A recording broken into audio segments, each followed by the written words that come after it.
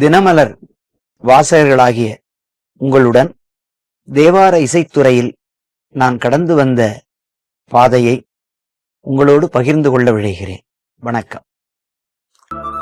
நீங்க நிறைய ஸ்தலத்துக்கெல்லாம் போயிருக்கேன். மயிலாப்பூர்ல தான் பணி செய்யணுங்கிற ஒரு பயங்கரமான ஒரு ஆர்வம் உங்களுக்கு இருந்திருக்கு அப்படின்னு சொன்னீங்க. அந்த அனுபவம் எப்படி இருந்தது? தேவார ஓதுவார் என்ற பணிக்கு 3 திருக்கோயில்கள்ல நான் முதல்ல விண்ணப்பித்திருந்தேன்.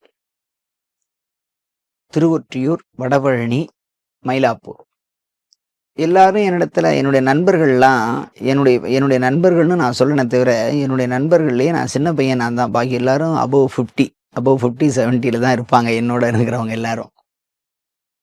அவங்க எல்லாரும் சொன்னாங்க, நீ இந்த 2 ஸ்தலங்களை போறதை விட மயிலாப்பூருக்கு நீ போனீன்னா உன்னுடைய லைஃப் பெரிய மாற்றம் ஏற்படும், நீ அங்கே அதுக்கு ட்ரை பண்ணு 90% அப்படின்னு சொல்லுவாங்க. எனக்கு அப்படியா, சரி என்னன்னு பார்க்குறேன் அப்படின்னு சொல்லி போவேன். என்னுடைய உறவினர் ஏற்கனவே இந்த கோயிலில் திருமுறை பணியில் இருந்தார். திருக்களர் நாகநாதன் என்று என்னுடைய சீனியர் அவர் இருந்தார். அவரை பார்த்தேன். இந்த மாதிரி வேலைக்கு நான் விண்ணப்பம் செய்யவா என்று. ஆமாம்ப்பா, ஒரு ஓதுவார் பணியிடம் காலியாக இருக்கு, நீ அதுக்கு விண்ணப்பம் பண்ணு அப்படின்னு சொன்னார். அப்பொழுது இருந்த ஆணையர் மெய்கண்ட தேவன் அவர்கள் நேர்முக தேர்வுக்கு வர சொல்லி பண்ணாங்க. உடனே அந்த நேர்முக தேர்வில் தேர்வு செய்யப்பட்டு வெற்றியடைந்து அதன் மூலமாக உடனே பணி நியமன ஆணையும் வழங்கினார்கள். மயிலாப்பூரை தேர்ந்தெடுத்த காரணம் என்ன, நண்பர்கள் சொன்னாங்க. 2வது, இசையும் மக்களும் பின்னி பிணைந்த ஒரு ஸ்தலம் நம்முடைய மயிலாப்பூர். நம்முடைய எதிர்காலத்தினுடைய இலக்கை சென்றடைவதற்கு மற்ற ஊர்களை விட இந்த ஊர் தான் சிறப்பாக இருக்கும் அப்படின்னு எனக்கு நல்லாவே அன்னைக்கு பார்க்கும்போது புலப்பட்டது. அதனால கற்றார்கள் பணிந்தேத்தும் கபாலீச்சரம் என்று சொல்லக்கூடிய ஞானசம்பந்தருடைய வாக்கு இங்கே உள்ள மக்களுடைய சூழல்களும் மக்களும் அவங்களுடைய பழக்க வழக்கங்களும் அங்கே இருக்கக்கூடிய இசை வளர்ச்சியும் என்னை வெகுவாக கவர்ந்தன. ஆகவே ஒரு அற்புதம் நடந்த ஒரு அற்புதமான இந்த ஸ்தலத்தில் நம்ம இருந்தா என்ன அப்படின்னு சொல்லி தான் பல இன்னல்களுக்கு மத்தியில் நான் இதை போராடி இந்த பணியில் சேர்ந்தேன். இன்று சௌக்கியமாகவும் இருக்கேங்கிறது கண்கூடான உண்மை. உங்களை இந்த ஆன்மீக பாதைக்கு போக வைத்த அந்த புண்ணியம் அப்பா அம்மாவை தான் சேரும். அவங்கள பற்றி சொல்லுங்க. என்னுடைய தந்தையார் பள்ளி ஆசிரியர், அருமையான ஜோதிடர், சடங்கு சம்பிரதாயங்களை தன்னுடைய 2 கண்களாக பாவித்து வாழ்ந்தவர். இந்த விஷயம் இப்படித்தான் இருக்க வேண்டும்னா அதில் நூல் கூட அவருக்கு அசையக்கூடாது, இப்படித்தான் இருக்கணும், இப்படிதான் போகணும் அப்படின்னு ரொம்ப நேர்மையான ஒரு மனிதர். அவர் சொன்னார், நீ உன்னை நான் படிக்க வைக்கணும்னு நினைக்கிறேன், இந்த துறையில் நீ போகிற, இதில் ஏகப்பட்ட கஷ்டங்கள்லாம் இருக்கும், அதையெல்லாம் நீ தாண்டி வரணுங்கிறது கொஞ்சம் கஷ்டம், இருந்தாலும் நீ தேர்ந்தெடுத்துட்ட, அதுலேயாவது நீ ஒரு முன்னணிக்கு வா அப்படின்னு சொல்லி அடிக்கடி எனக்கு சொல்லுவாங்க. அது எனக்கு பெரிய ஆசீர்வாதமும் நான் எடுத்துக்கொண்டேன். 2வது, இது சரி இப்படி சொல்லிட்டாங்க, இதில் நம்ம வெற்றி அடைந்து காட்டணும் அவங்களுக்கு அப்படிங்கிற ஒரு தன்னம்பிக்கையை வளர்த்து கொண்டது அவர் சொன்ன அந்த வார்த்தைகள். என்னுடைய சகோதரர்களும் அப்பா சொன்னது மாதிரி நீ கேட்கல, படிக்கிற, அதனால நீ தேர்ந்தெடுத்த ஒரு துறையிலேயாவது நீ உன்னை ஸ்டாண்ட் பண்ணிக்க அப்படின்னு சொல்லுவாங்க. என்ன எல்லாரும் இப்படி சொல்றாங்களே, இதை நம்ம ஜெயிச்சே காட்டணும் அப்படிங்கிற வெறி அப்பொழுதே இருந்தது. அது மாதிரி ஒரு தன்னம்பிக்கையை ஊட்டக்கூடிய ஒரு ஸ்தலமாக விளங்கியது நம்முடையது. நம்மளும் போராடி இந்த ஒரு நல்ல ஒரு நிலைக்கு வரணும் அப்படிங்கிறது மயிலாப்பூருக்கு வந்த பிறகு எனக்கு அது ரொம்ப பெரிய சோதனைகள் எல்லாம் படிக்கட்டுகளாக அமைத்து சாதனையாக்குவதற்கு ஒரு பெரிய இடம் மயிலாப்பூர் கபாலீஸ்வரர் கோயில். பலதரப்பட்ட மக்கள், பலதரப்பட்ட இசைக்கலைஞர்கள், பலதரப்பட்ட அதிகாரிகள், இப்படியெல்லாம் இருக்கக்கூடிய ஒரு இடம் அது. ஆகவே அது அற்புதமான ஒரு இடம். அந்த இடத்திற்கு நாம் உள்ளே வந்து நாம் எடுத்துக்கொண்ட துறையிலே முத்தாய்ப்பு பதிக்கணும் அப்படிங்கிறது என்னுடைய கனவு. அது ஓரளவு நான் அதில் கடந்து வந்திருக்கிறேன் என்று சொல்லணும். ஒரு ஆன்மீக பாதையே ஒரு அமைதிக்கான ஒரு ஆத்மார்த்தமான ஒரு வழி. அதில் குடும்பம் வந்து பெரிய சப்போர்ட் இருந்தால் இன்னும் நல்ல மேலே வர முடியும். அப்படி உங்களுக்கு உறுதுணையாக இருக்கிற மனைவி, சகோதரர்கள், இவங்களை பற்றி சொல்லுங்கள் சார். அவங்களால எனக்கு எந்த விதமான தொந்தரவுகளும் இல்லை. எனக்கு நிறைய உந்துதலை தான் அவங்க கொடுத்த சகோதர சகோதரிகளும் சரி, என்னுடைய மனைவியும் சரி. ஒரு விஷயம் நம்ம செய்ய போகிறோம்னு சொன்னால் அதில் எந்த விதமான தங்கு தடைகளும் இருப்பதில்லை. மாறாக இப்படி செய்தால் இது நன்றாக இருக்கும், இந்த பதியத்தை இந்த இடத்துல நீங்கள் பாடுறீங்க அப்படின்னு பல முறை எனக்கு நிறை குறைகளை உடனே சொல்லுவாங்க என்னுடைய மனைவி. ஒரு நிகழ்ச்சி இருந்ததுன்னா, இந்த இடத்துல இந்த ராகம் இவ்வளோ தூரம், இந்த பாட்டலை நீங்கள் பாடலை இவ்வளோ தூரம் பாட வேண்டிய அவசியம் இல்லை, ஏன்னா இது வந்து முழுக்க முழுக்க இப்படிப்பட்ட ஒரு ஆடியன்ஸ் இருக்காங்க இங்கே, அதனால வேற மாதிரி இதை அமைச்சுக்கிட்டீங்கன்னா இன்னும் நல்லா இருக்கும் அப்படின்னு உடனே விமர்சனம் பண்ணுவதில் கெட்டிக்காரர் என்னுடைய மனைவி. அதே மாதிரி என்னுடைய சகோதர சகோதரிகள், எல்லாவற்றுக்கும் மேலாக என்னுடைய குடும்ப நண்பர்கள்னு பல பேர் இருக்காங்க. அவங்கெல்லாம் ஒவ்வொரு நிகழ்வுகள் முடியும் பொழுதும் ரொம்ப நன்றாக இருக்கு, இந்தந்த இடத்துல இப்படி இப்படி பண்ணலாம் அப்படின்னு உடனே விமர்சனம் எனக்கு வரும். நான் அதோட என்ன நல்லா இருக்குன்னு சொல்றதை விட நான் என்ன தப்பு பண்ணேன்னு முதல்ல சொல்லுங்க அப்படின்னு தான் நான் கேட்பேன். அது என்னுடைய அடுத்த நிகழ்ச்சியில நம்ம வந்து அந்த தப்பு பண்ணாம நமக்கு வாய்ப்பு கொடுத்த அவருக்கு பெருமையை தேடி தரணும். அதுதான் என்னுடைய எண்ணம். அதன்படி என்னுடைய தொழில் ரீதியான பயணத்தை நான் அப்படிதான் அமைச்சுக்கிறேன். நீங்க சந்திச்ச மகான்கள், சந்திக்க விரும்பி முடியாம போன மகான்கள், அவர்கள் சொன்ன வார்த்தைகள். நான் தர்மயாதீன குருமகா சன்னிதானம் 26வது குருமகா சன்னிதானத்துக்கிட்ட நான் வந்து சமய தீட்சை வாங்கிட்டேன். அவங்க சொல்லுவாங்க, தினந்தோறும் ஒரு கொள்கையா வச்சுக்க, 5 பதியங்களை தினந்தோறும் பாராயணம் பண்ணு, ஒரு நாள் கூட இந்த அனுஷ்டானத்தை நீ விடக்கூடாது அப்படின்னு சொல்லி தான் சமய தீட்சையே இந்த சொக்கநாத பெருமானிடத்துல எனக்கு கொடுத்தாங்க. இன்றைய வரையும் நான் அதை கடைபிடிச்சிட்டு இருக்கேன். 2வது, என்னை மிகவும் எனக்கு எல்லா ஆன்மீக குருமார்களும் எனக்கு ரொம்ப பிடிக்கும். யோகிராம் சுரத்குமார் ஆசிரமத்தில் எனக்கு நிகழ்ச்சி கொடுத்தாங்க. அங்கே போய் நிகழ்ச்சிகள் பாடினேன். அங்கே என்ன விண்ணப்பம் செய்தாலும் உடனே அது வந்து எனக்கு அது கைகூடும். பல இக்கட்டான சூழல்களில் எல்லாம் நான் அதில் யோகிராம் சுரத்குமாருடைய ஆசீர்வாதத்தையும், அந்த குருநாதர்கிட்ட எந்த விண்ணப்பம் செய்தாலும் அதை உடனே எனக்கு கூடிய விரைவில் அது கைகூடும்.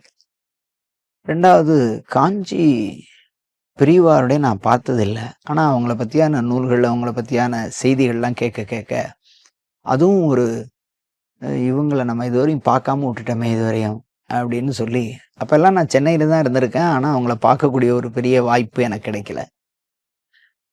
இதெல்லாம் என்னுடைய ஒரு தாக்கம் இருக்கு.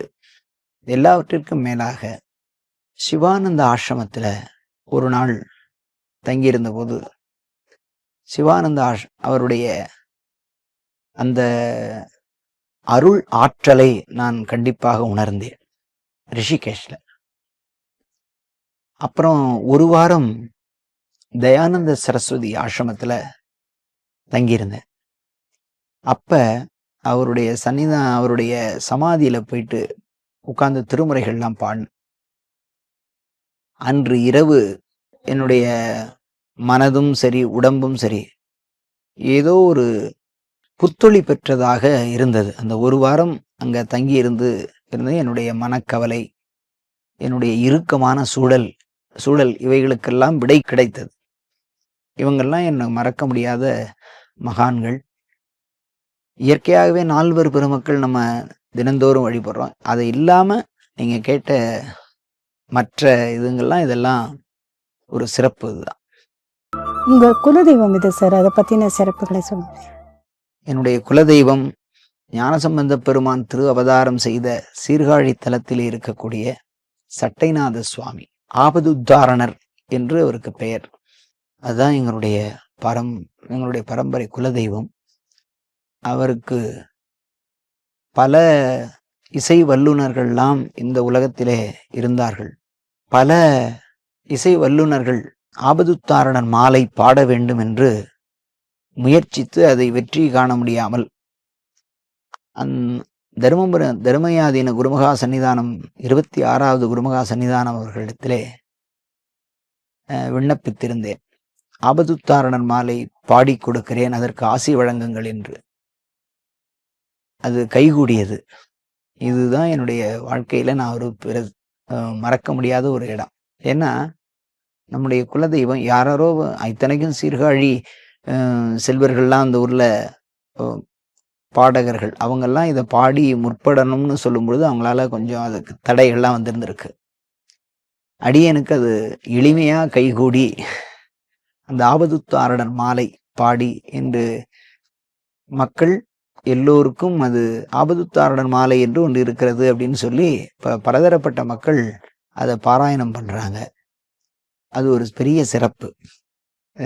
இதெல்லாம் திருவருள் மேலீட்டாக நமக்கு கிடைப்பது, குருநாதர்களுடைய அனுகிரகம் என்றுதான் சொல்ல வேண்டும்.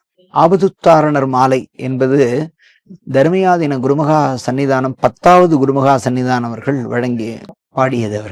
அவங்க பல அருள் நூல்களை அருளி செய்திருக்கிறார்கள்.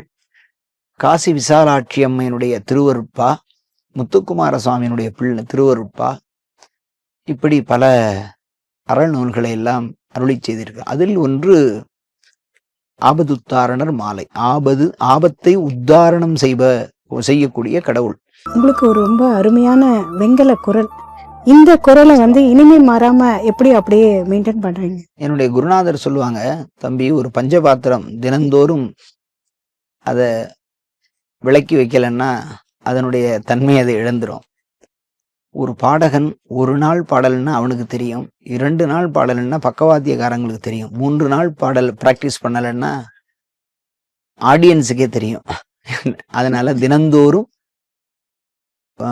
1 மணி நேரம் 2 மணி நேரம் தினந்தோறும் நிகழ்ச்சிகளுக்கு போனாலும் சரி போகாட்டியும் சரி வீட்டில் உட்கார்ந்து தினந்தோறும் பிராக்டிஸ் பண்ணணும் அப்படின்னு சொல்லுவாங்க. அதை இன்றளவு நான் செய்து கொண்டிருக்கிறேன்.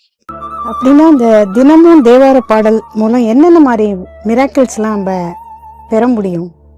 இது எதை என்று சொல்வது? ஒரு கற்கண்டால் ஆகிய ஒரு இடத்தை, ஒரு கற்கண்டை எந்த இடத்தில் தொட்டால் சுவைக்கும் என்று கேட்டால் அதுக்கு நம்ம ஒண்ணுமே தெரியும், சொல்ல முடியாது. எங்க பார்த்தாலும் சுவை இருக்கும். இது மாதிரி பல எடுத்துக்காட்டுகளை நாம் சொல்லலாம். ஒரு நாள் மாலை வேளையிலே என்னுடைய திருக்கோயில்ல பூஜையில நம்ம பாடுறோம். ஒரு அன்பர் ஓடி வந்து அந்த பஞ்சபுராணம் பாடி முடிச்சுட்டு வெளியில வந்தோடனே அந்த ஒரு அன்பர் ஓடி வந்து என்னை தழுவி, நீங்க பெரிய ஒரு விடை கொடுத்து கிடைச்சி, ரொம்ப கலங்கி வந்தேன், நீங்க உடனே ஒரு விடை கொடுத்துட்டீங்க, எனக்கு ரொம்ப மகிழ்ச்சி, நான் சந்தோஷமா வீட்டுக்கு போறேன் அப்படின்னு சொன்னேன்.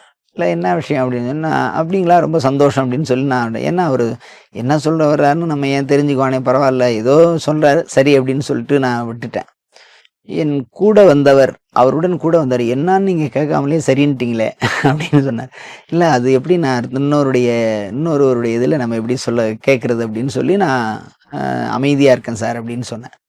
அவர் சொன்னாரு, ஒரு மிகப்பெரிய மருத்துவமனையிலே என்னுடைய மனைவியை அறுவை சிகிச்சை செய்து அவங்களுக்கு அங்க இருக்காங்க, அவங்க எப்படின்னு சொல்லுவாங்கன்னு தெரியல, அதனால நான் சரி கோயிலுக்கு போயிட்டு வருமே நீங்க வந்தேன், நீங்க இங்க வந்தோடனே ஒரு பாடல் பாடினீங்க, நில்லாத நீர் சடைமேல் நிற்பித்தானை, நினையா என் நெஞ்சம் நினைவித்தானை, கல்லாதனை எல்லாம் கற்பித்தானை, காணாதனை எல்லாம் காட்டினானை, சொல்லாதனை எல்லாம் சொல்லி என்னை தொடர்ந்து இங்கு அடியேனை ஆட்கொண்ட பொல்லா என் நோய் தீர்த்த புனிதன் தன்னை அப்படிங்கிற ஒரு வார்த்தை, பூந்துருத்தி நகரில் கண்டேன் நானே அப்படின்னு சொல்லி அப்பர் சுவாமியுடைய தேவாரம்.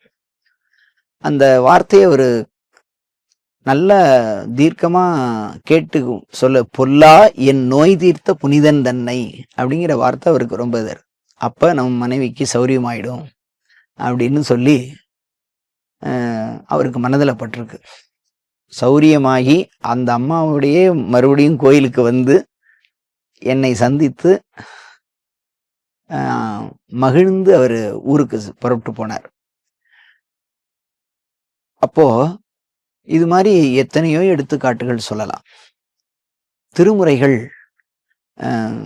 வாழ்விற்கும் ஆன்மாவிற்கும் பல நன்மைகளை செய்யக்கூடியது திருமுறைகள்.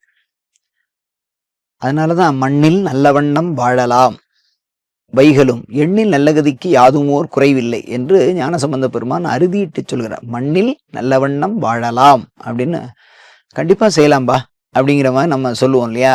அதுபோல மண்ணில் நல்ல வண்ணம் வாழலாம் வைகளும் ஐயமில்லை, எண்ணில் நல்லகதிக்கு யாதுமோர் குறைவில்லை, கண்ணில் நல்லகுதொரும். ஏன் அப்படின்னு சொன்னா, கண்ணில் நல்லகுதொரும் கழுமல வளநகர் பெண்ணில் நல்லாளோடும் பெருந்தகை இருந்தது. இறைவன் இறைவியும் இருக்கும் பொழுது நமக்கு எந்த விதமான குறையும் வராது அப்படின்னு சொல்லி ஆணித்தரமாக பதிவு செய்கிறார் இந்த பாடலை. இந்த பாடலை தான் எல்லா மங்கள இடத்திலும் ஆசீர்வாத பாடலாக சான்றோர்கள் சொல்லுவார்கள்.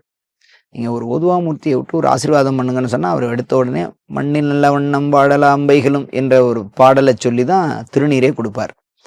அப்படி பல அற்புதங்களை நாம் சொல்லலாம். அதில் ஒன்றிரண்டு தான் நான் உங்களோடு பகிர்ந்து கொள்கிறேன்.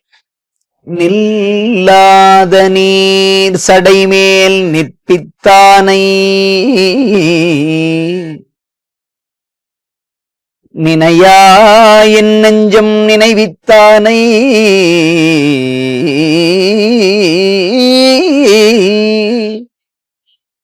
கல்லாதனையெல்லாம் கற்பித்தானை காணாதனையெல்லாம் காட்டினானை சொல்லாதனையெல்லாம் சொல்லி என்னை தொடர்ந்து இங்கு அடியேனை ஆளாக் கொண்டு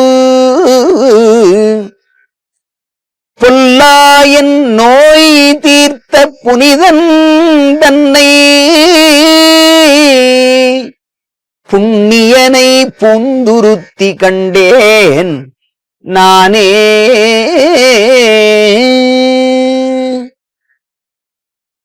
இது அப்பர் சுவாமிகளுடைய திருத்தாண்டகம். இந்த பாடல் தான் நான் பஞ்சபுராண பாடுங்கால் இந்த பாடலை பாடி ஒரு திருவாசகம், ஒரு திருவிசைப்பா, ஒரு திருப்பல்லாண்டு, பெரிய புராணம் என்பது பஞ்சபுராண தொகுப்பு. 5 புராணங்களை கொண்ட தொகுப்பு. இது தினந்தோறும் பெருமானுடைய மாலை ஆராதனைக்கு எல்லா தலங்களிலும் இந்த பாடல் இந்த மாதிரி பாடுவாங்க. அதுல நம்ம கோயில்ல நம்ம பாடும்போது அந்த அன்பருடைய உள்ளத்திலே ஒரு நெகிழ்ச்சி, அற்புதம், இவைகள்லாம் தான் நமக்கு சந்தோஷத்தை தருகிறது. தெய்வமா நீங்க சந்திச்ச மனிதர்கள் பத்தி யாராவது இருக்காங்க? தெய்வம் மனுஷ ரூபம் என்னன்னு சொல்லுவாங்க. பலதரப்பட்ட மனிதர்கள், நமக்கு வாழ்வு கொடுத்தவர்கள், நம்மை ஆதரிப்பவர்கள், இன்றளவும் நம்மை ஆதரிக்கக்கூடிய அனைவருமே நமக்கு வாழ்வில் மறக்க முடியாதவர்கள் தான். இருந்தாலும் 2 நபர்களை நாம் இங்கு சொல்லியாக வேண்டும்.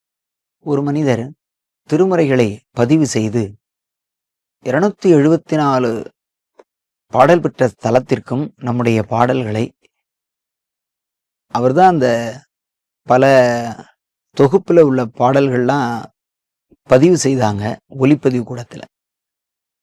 கற்பகம் சரவணன் என்று சொல்லக்கூடிய அந்த மனிதர், அவர்தான் 274 ஸ்தலங்களுக்கும் இன்னைக்கு பென்ட்ரைவ் சொல்லிக்கூடிய விரலி அது மாதிரி பதிவு செய்து எல்லா இலங்கை கூட 2 ஸ்தலங்களுக்கு அனுப்பி வச்சார் அவர்.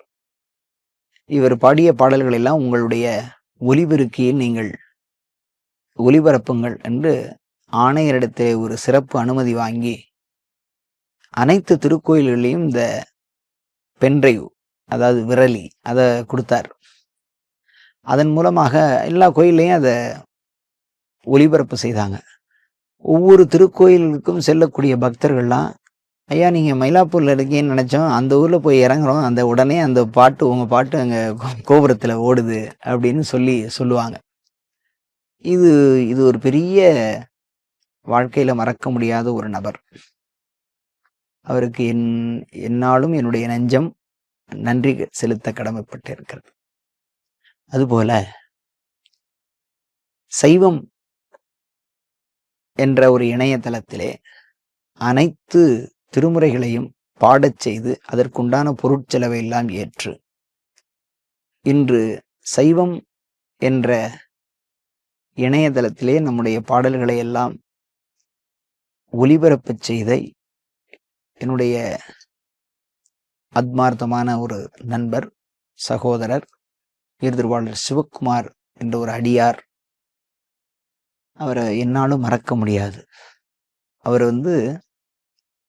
இந்த மாதிரியான பாடல்களை எல்லாம் மக்கள் கேட்டு இன்புற வேண்டும், ஆன்மாக்கள் உய்வு பெற வேண்டும் என்று நினைப்பவர்.